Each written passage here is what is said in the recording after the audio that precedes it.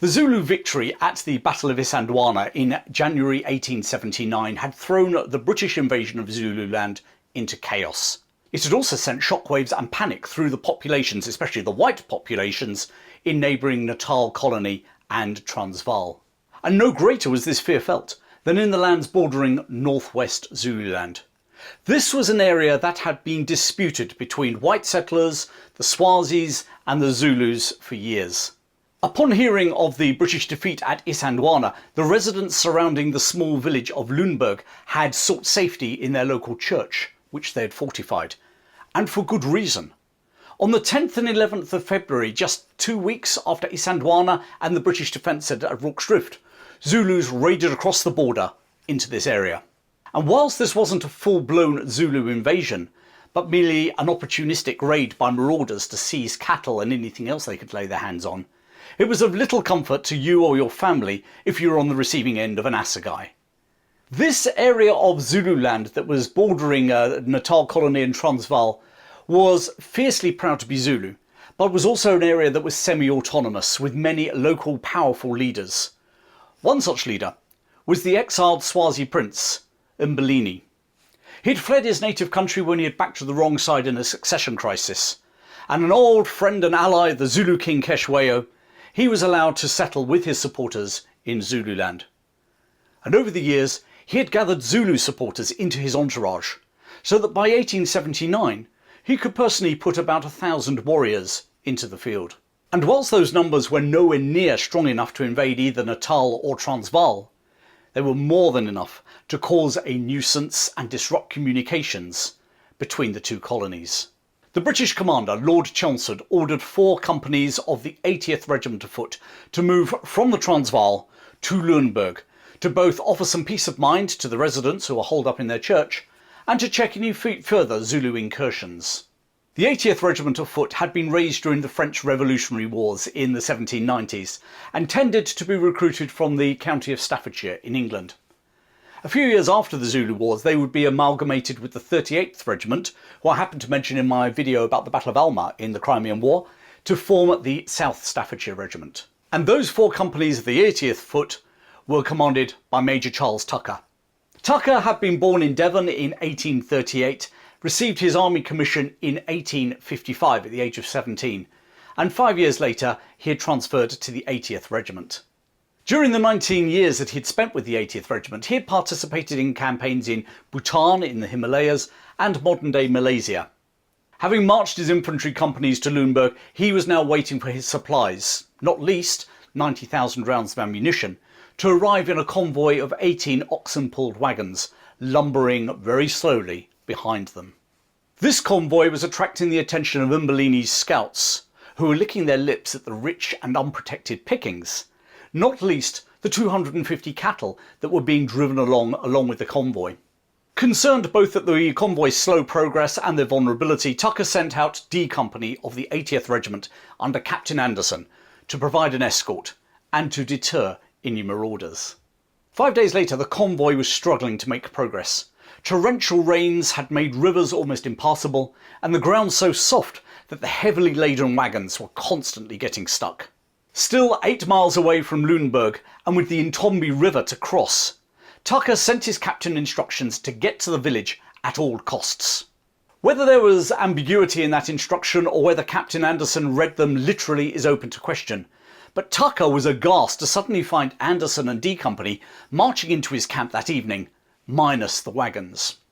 Major Tucker now sent Captain Moriarty and just over 100 men to reinstate the escort and bring the wagons finally home. On the 7th of March, Moriarty's men crossed the Intombe River and started to gather in their flock. They found most of the wagons laagered, circled, a few miles north of the river. The 11 civilian drivers and their 30 black African helpers were mightily pleased to see them, because Mbilini's scouts had descended on the undefended wagons and had helped themselves to some of the goodies.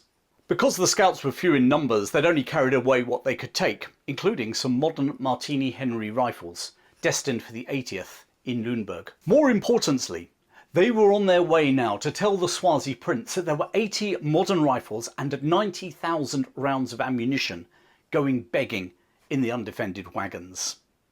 90,000 rounds of ammunition is one heck of a prize. For those of you who saw my video about the Battle of Rorke's Drift, you may recall that the defenders of the mission station were fortunate enough to have 20,000 rounds of ammunition available to them. We are talking nearly 5 times that amount that the Zulus could possibly capture from this wagon convoy. And strangely enough, Mbilini was very interested, and he gathered his whole force of 1,000 warriors to make his next move. Meanwhile, Captain Moriarty was moving the wagons down to Meyer's Drift to cross the Intombe River. David Moriarty was a 42-year-old Irishman who joined the army in 1853. He'd been gazetted as a lieutenant in 1857, and he'd seen service both in India and South Africa, and was known for his affability and also his relaxed attitude to his duties. Rainwaters were once more hampering operations. Having got 2 wagons across the 30-foot wide river, the river was now in flood, suddenly creating a 50-foot barrier, nearly 5 feet deep. Moriarty decided to form the remaining wagons into a defensive position on the north side of the river until the waters subsided. It was now the 11th of March, 1879. His party had been working in the rain and mud for 4 days. They were absolutely exhausted. As the river finally started to fall, Major Tucker arrived from Limburg to assess the situation. He wasn't impressed by Moriarty's attention to detail, or should we say lack of attention to detail. The wagons hadn't been drawn up in a circular laager, but instead were in an inverted V formation, forming a triangle heading away from the river. And moreover, those defences had run as far as the flooded river, and the flood levels were starting to fall, leaving a gap in the defences at each end of the V. Maybe Tucker took one look at the exhausted men and decided not to be too draconian, especially as they were only miles from the British garrison at Limburg, and he rode back to his base, leaving the majority of the wagons formed in their V under Moriarty on the north bank of the drift, and just 2 wagons under Lieutenant Harward on the south side. Lieutenant Henry Hollingworth Harward was 32 years old. He'd been commissioned in the West Indian Regiment in 1871 and had seen active service in the Ashanti War in modern-day Ghana. Upon successfully completing that campaign, he transferred to the 80th Regiment of Foot. With him on the south side of the drift were 30 men from the 80th, including Sergeant Anthony Booth. Booth had been born in Carrington in Nottingham in 1846. At the age of 18, he'd enlisted in the army. Initially failing a medical for the Royal Marines, he then passed the medical for the 80th Regiment of Foot and was a corporal within a year. Married at the age of 20, he and his wife Lucy were to have 8 children, all born at different parts of the world, wherever his military service took him in Queen Victoria's empire. He was now 32 years old and was regarded as a steely professional soldier who, some said, was a little bit too overt in his desire to get promoted. It was Booth who noticed a local African eating corn with some of the drivers. Upon inquiring, one of the drivers told him it was Mbilini himself, scouting out the camp. He reported this to Moriarty. The Irishman didn't seem at all concerned, retorting to Booth, "You're as bad as your pals said you are. You'd shoot your own brother." By now the mysterious African had disappeared, and the 2 camps on either side of the drift settled down for the night. The 70 men with Moriarty on the north bank were absolutely exhausted, and they fell asleep quickly. Moriarty posted just 2 sentries and no outlying pickets. A thick mist descended onto the drift. At around 4 a.m, a single shot broke the silence of the night a little way off in the distance. Sergeant Booth came to, as indeed did Captain Moriarty on the north bank. Moriarty looked around, saw no problems, asked his sentries what was going on, and then went back to sleep, blissfully unaware that the Zulus were silently sneaking up on his command. Booth, on the other hand, couldn't get back to sleep. Maybe it was a soldier's intuition, but it's just something felt wrong. He sat up on the wagon on the south bank, having a cigarette. At around 5 a.m, as he looked across the river, the mist lifted for a brief moment, and he saw hundreds of Zulus closing in on Moriarty's wagons. He fired a warning shot, but it was too late. The Zulus fired a ragged volley with some of the guns that they'd pilfered a few days beforehand, and then charged. They charged straight through that gap between the wagons and the river where the floodwaters had subsided. The slumbering British soldiers didn't know what hit them as the Zulus descended with their assegais and their lethal knob carries, the wooden clubs. They staggered from their tents and out from underneath the wagons, and the Zulus were already in the camp amongst them.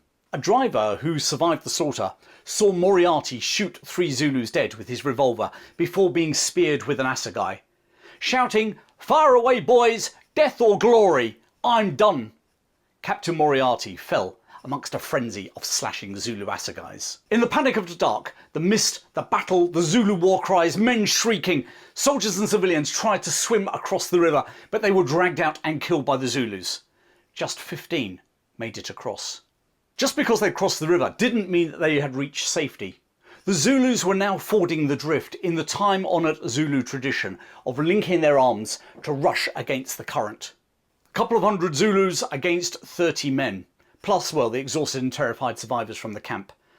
And the 2 wagons hardly created a defensible position. You couldn't exactly form a laager, a circle, with just 2 wagons. And while Sergeant Booth tried to organise his men, the situation looked hopeless. Certainly, it looked hopeless to Lieutenant Harward, who chose this moment to ride off towards Lüneburg, leaving Booth to organise a fighting retreat. Every few yards he'd order his men to fire a volley into the Zulus, which kept the attacking Zulus at bay. For 3 miles, Booth fought this game of cat and mouse with the Zulus, until, in the growing light of the day, they reached a farmhouse and decided to make their last stand. The Zulus, however, had given up. They were more interested in all that loot back at the wagons, so that by the time Major Tucker, who had been alerted by the fleeing Harward, rode up with men from Lüneburg garrison, Booth's battle was over. Tucker's mounted men rode forward and saw hundreds of Zulus retreating from the drift, driving 250 captured cattle ahead of them. They'd also captured 80 Martini Henry rifles, 225 pounds of gunpowder, and 90,000 rounds of ammunition.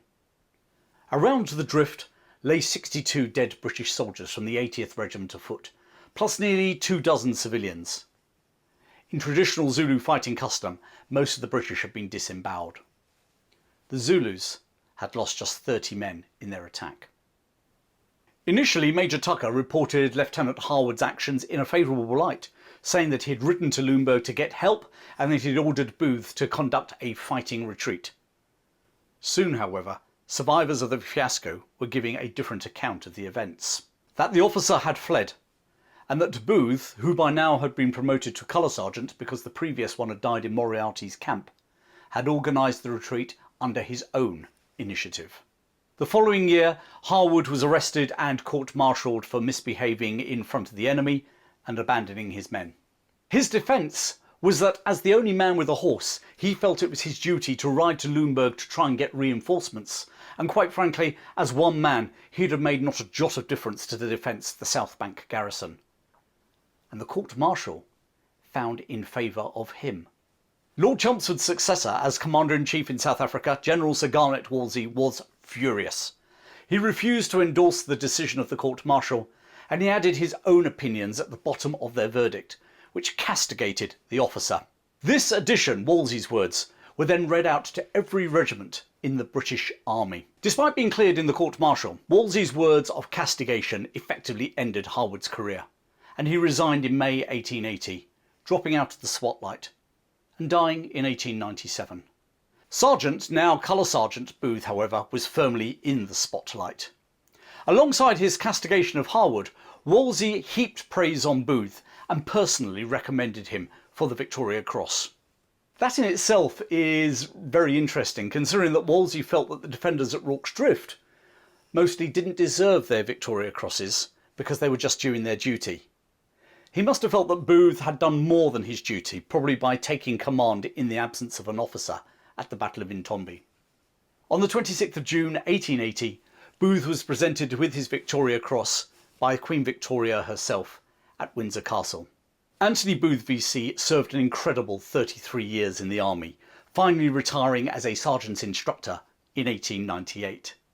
He died just 1 year later from rheumatic fever at Briley Hill near Dudley in the West Midlands.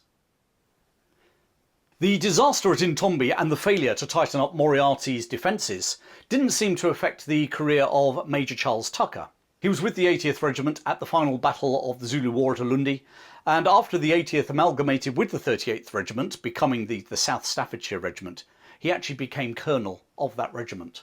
He ultimately reached the rank of Lieutenant General, and in that capacity he commanded all the colonial forces at the coronation of King Edward VII in 1902. He retired from the army in 1905 after 50 years' service, and died in 1933, aged 97. Mbilini, the victor of Intombe, retreated to his mountain stronghold near Hulabani, where he would be involved in another Zulu victory, but he was killed later in the war. The Battle of Intombe was of no real strategic value to the Zulus. Apart from capturing all that ammunition, they only had 80 rifles. But coming just 7 weeks after the defeat at Isandlwana, it was another dent to the prestige of Queen Victoria's redcoats, and in particular to their commander, Lord Chelmsford. With Isandlwana, Rorke and now Intombe, the British public were now made aware of an enemy who were brave, more than capable of fighting, and determined to defend their homeland. It gave the Zulus a kudos in the minds of the British public that few other African peoples ever did. The contrast with the defence of Rorke could not be starker. At the mission station, 100 men had defied 4,000 Zulus. At Intombe, 100 British soldiers had been defeated by just 1,000 Zulus. It goes to show that small decisions on both sides, coupled with incredible courage, can swing defeats into victory, victories into defeats, and throw up incredible human stories. Well, thanks for watching, and I hope you enjoyed that lesser told story from the Zulu Wars. What would you like to hear about in the future? Post a comment below and I will add your votes to my ever-growing list. Loads more military history coming your way. But in the meantime, keep well, and I'll see you very soon.